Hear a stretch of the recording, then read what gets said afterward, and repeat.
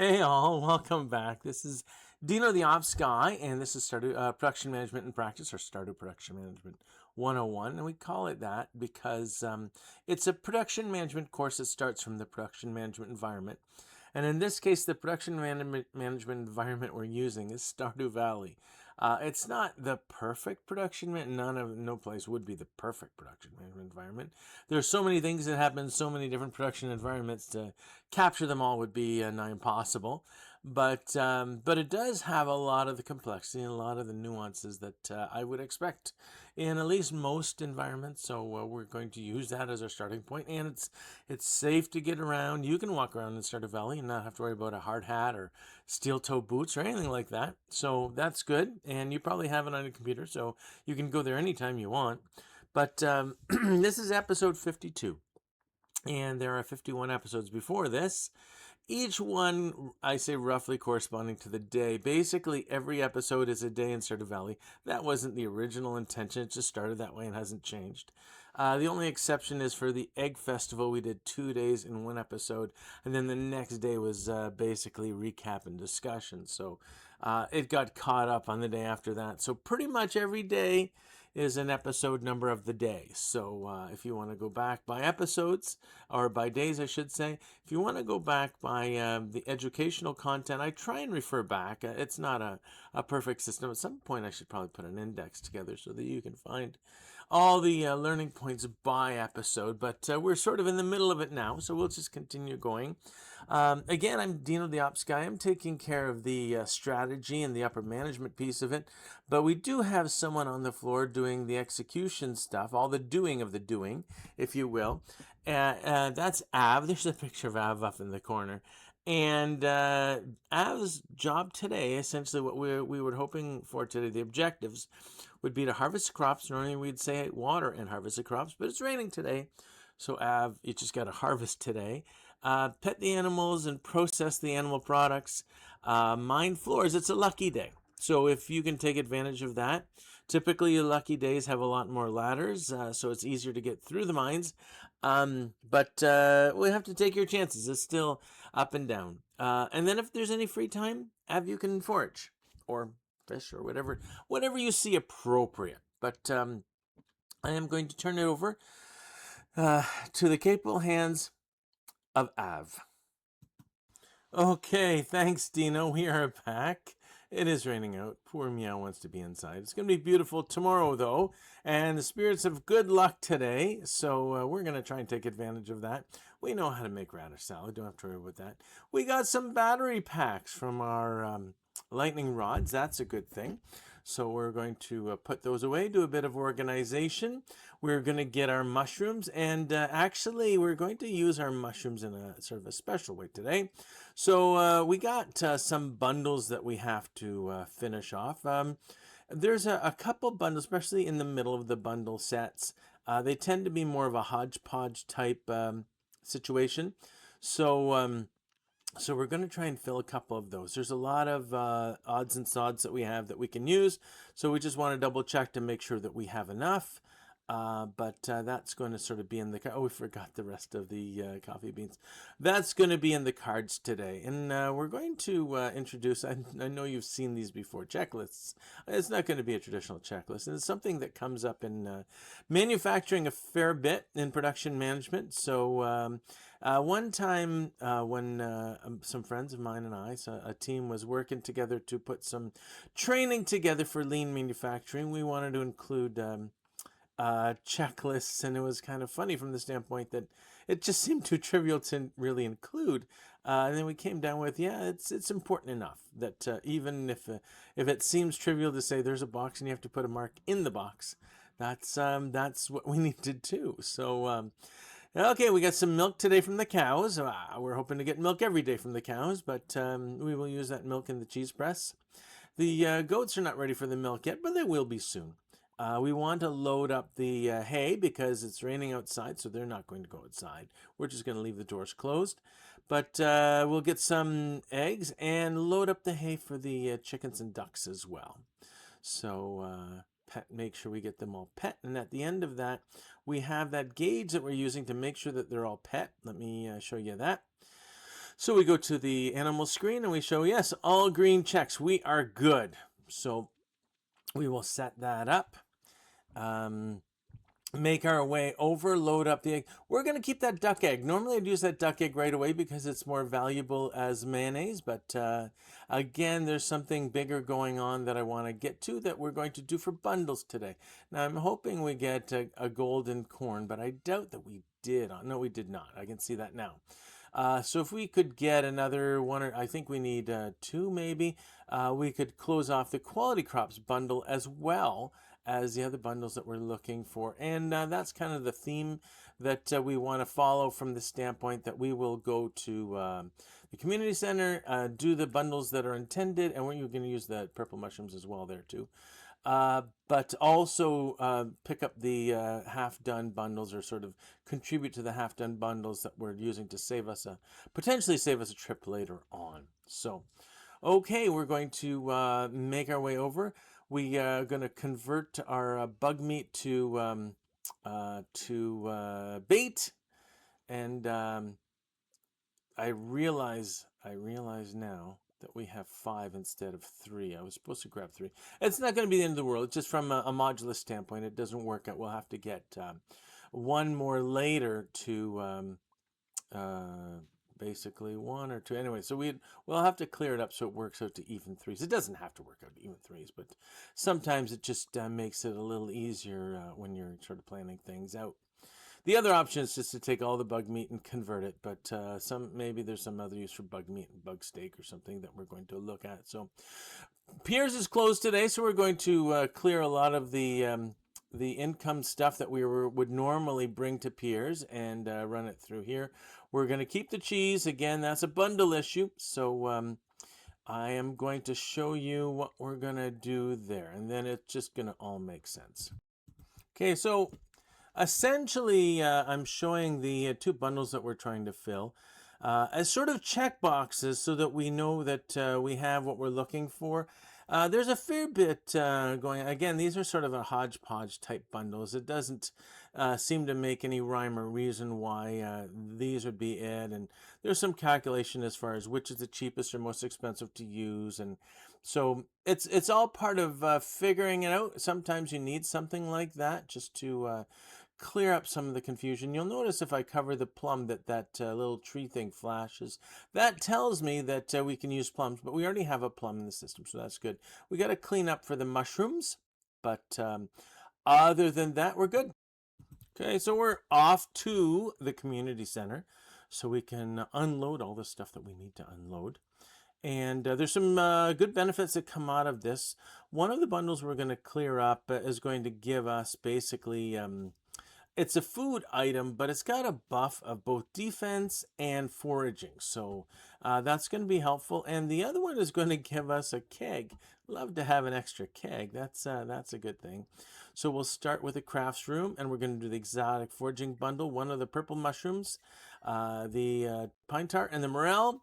So that's going to give us Autumn's Bounty. It's a nice little treat. And while we're here, we're going to do the fall foraging, because we got some of that from the bat cave or from the fruit cave.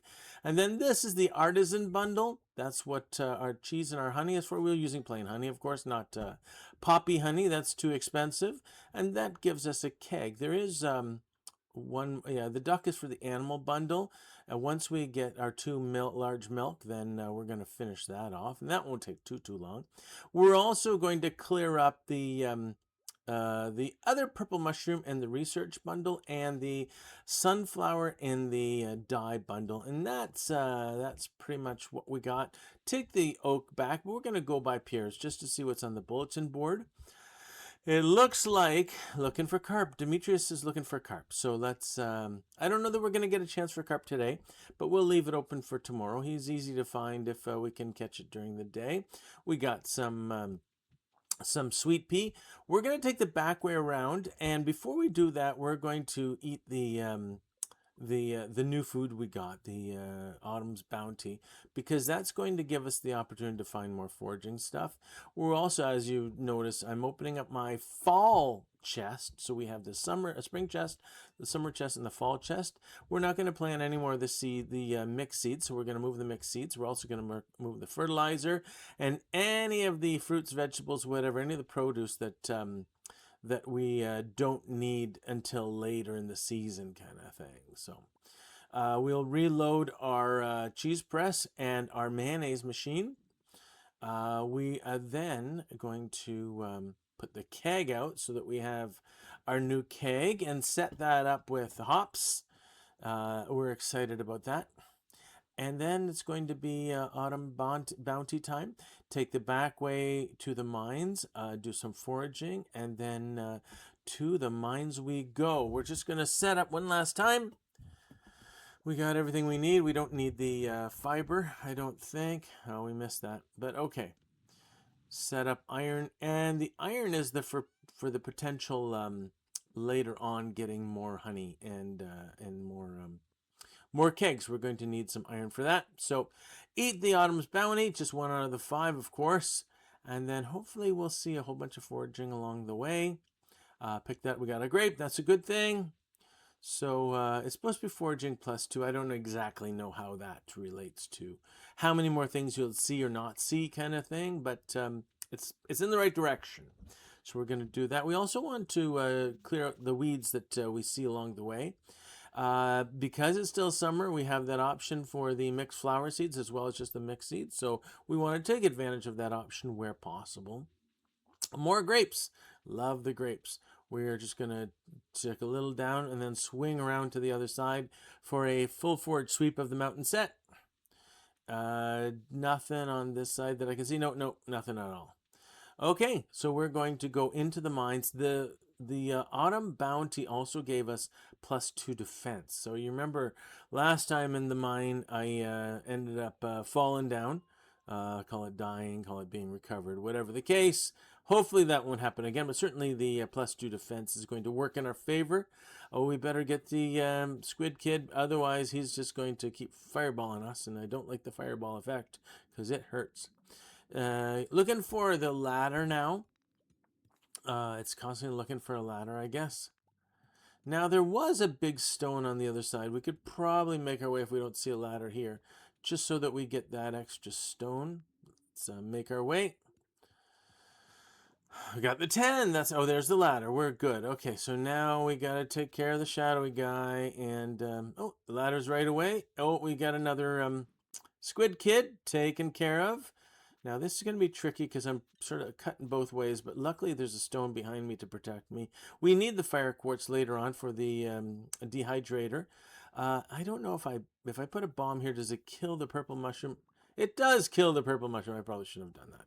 Okay, so we're not going to use the Autumn's Bounty yet because we still have the buff. But I do want it fairly close in case the buff runs out. I forget how long it runs, and even if I did remember, then it's going to it just sort of disappears without me knowing it sometimes. So I haven't really converted the minutes to hours. Sometimes they give you in terms of hours of game time. Sometimes it's in terms of minutes of real time, and it doesn't always line up in your head. I'm sure there's a formula that works, but not always. Oh, another ladder. So we made it to the 5 floors. We got space boots. That's going to help. That's another defense buff, defense and immunity. So the boot difference is +1 and +1. So we got a 1 more immunity and 1 more defense over and above the regular 2 defense and the defense that we had before. Make our way back into the mine. We may not get another 5, but it's worth trying for. It's still fairly early. Just a matter of staying alive. We've played that game before and lost. So, okay, we got the guy with the bouncy stuff. Let's kill him. And a ladder appears. We only need 1 of those slime. We can take the ladder. Get through. This is an odd layout. It's sort of a big square. So because it's a loop, I'm never sure whether I should keep the stones going from the beginning. If it's just a straight line, even if it's a crooked line, but if it's a linear, then I like to clear off all the stones as I go, so I never have to come back. But there might be a better strategy if it's a square. I just have not developed one. So we got some gold. Gold is good. And now I think if there was a strategy, it'd be sort of start from the farthest point, and we kind of did that. So if there's any exposed ladders, we'd get those first. I'm not getting a good feeling about this one. Oh, we can find a way around here. There we go. We can trap them rather than them trapping us. That's good. But yeah, so in general, if I get a chance to walk around like in that square map, just to see if there's any ladders that exist before knocking on any stones, it's easier just to grab those. But you hate if it's just that long, sort of the 9 number. There's another set of stairs. Oh, we got two sets of elevators. Yeah, so if it's that long, sort of linear, I think it's 49 or whatever, one of the 9s. I just can't justify going to the end to find nothing and then trying to make my way back. So it's not quite 12. So this is better than expected, I have to say. Drop off some of our stuff. And now it's funny with the third, third chest, the spring, summer, and now fall chest.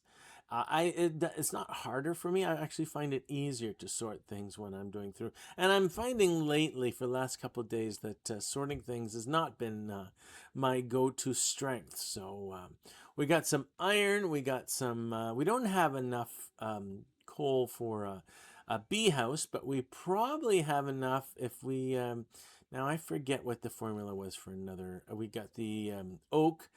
No, we need a copper bar. We need an iron bar and a copper bar, oak and wood for the keg. So that's where I'm sure we got the iron bar. That's not a hard thing. Let's make our keg. And then we're going to fill not just 2, but 3 with hops. And that's going to get us going. We got some good timing. Don't have to worry about closing the barn doors because they've never been opened on the rainy day. So that's good. We probably have time for one more tree. Might as well get some wood while we're at it. We got some wood, we got some sap, we got some seed, I think. Maybe we missed a seed. We don't really need that much more, so that's okay. So we'll dump off the seeds and the sap. We'll keep the wood. We'll dump the moss. We'll make our way down to our two produce chests. We will clear out the mayonnaise and the cheese, and work our way through. And I think we still have time to go to the shipping container and ship stuff out before we have to run to bed. I think we're good. We're not going to do the ruby today, or not, at least not right now. Okay, made it to bed safely. That's always a good thing, to make it to bed safely. You gotta love that. So we are starting with the 25th day, and the weather for the 26th day is going to be looks like a storm for the 26th. Not this day, but the next day. And fortune-wise, spirits channeling directly to you, going to be very happy. You gotta love that. Back to you, Dino. Okay, thanks, Av. Yeah, so the point of checklists, it's such a simple thing. And it's easy to sort of overuse it, but there's a good story that I remember from the book by Michael George called Lean Six Sigma, and it's about, as you can figure, Lean Six Sigma. And in it, he talks about the operating theater and trying to implement checklists, something as simple as checklists, in with surgeons before they go into surgery. And one of the basic things was, let's have a checklist to say, do we all agree on who the patient is? Do we all agree on what the affliction is and what we're going to do about it? Do we, like, is it the left foot or is it the right foot? Just basic things. And there was a lot of resistance from the surgeons saying this is unprofessional. We don't need this. You're questioning our judgment, blah, blah, blah.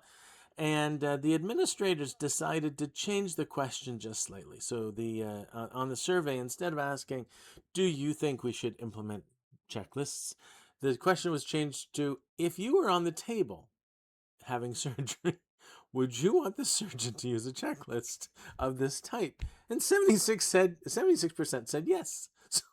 Clearly, there's a need for it, albeit the resistance.